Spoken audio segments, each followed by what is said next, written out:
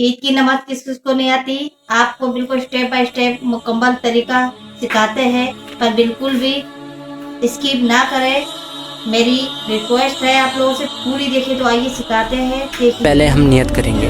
नियत की मैंने 2 रकात नमाज वाजिब ईद-उल फित्र 7-6 ज़ायद तकबीरों के पीछे इस इमाम के मुँह में रकाब शरीफ की तरफ अल्लाहु अकबर कहकर हाथ बांध लेंगे। अब हमको सना यानी कि सुबहानक अल्लाहुम्मा व बिहम्दिका मुकम्मल पढ़ना है और उसके बाद में फिर तकबीर कही जाएगी अल्लाहु अकबर, फिर हाथ छोड़ देंगे, फिर दूसरी तकबीर होगी अल्लाहु अकबर, फिर हाथ छोड़ देंगे, फिर तीसरी तकबीर होगी अल्लाहु अकबर, फिर हाथ बांध लेंगे, इमाम साहब अल्हम्दु पढ़ेंगे, फिर सूरत मिलाएंगे।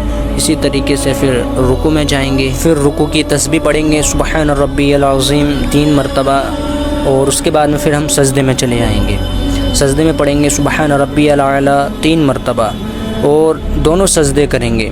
दोनों सजदे करने के बाद में अल्लाहु अकबर कहते हुए फिर से खड़े हो जाएंगे। फिर इमाम साहब खड़े होकर अल्हम्दु पढ़ेंगे। अल्हम्दु पढ़ने के बाद में फिर कोई सूरत मिलाएंगे। सूरत मिलाने के बाद में फिर तकबीर होगी अल्लाहु अकबर, हाथ छोड़ देंगे।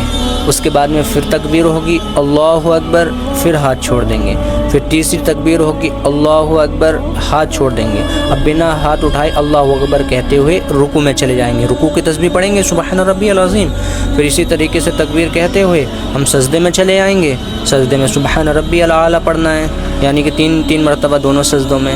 और इसी तरीके से अत्तहियात पढ़ते हुए और दुरूद शरीफ वगैरह पढ़ते हुए, दुआ माशूरा वगैरह पढ़ते हुए अल्हम्दुलिल्लाह हमारी नमाज मुकम्मल हो जाएगी।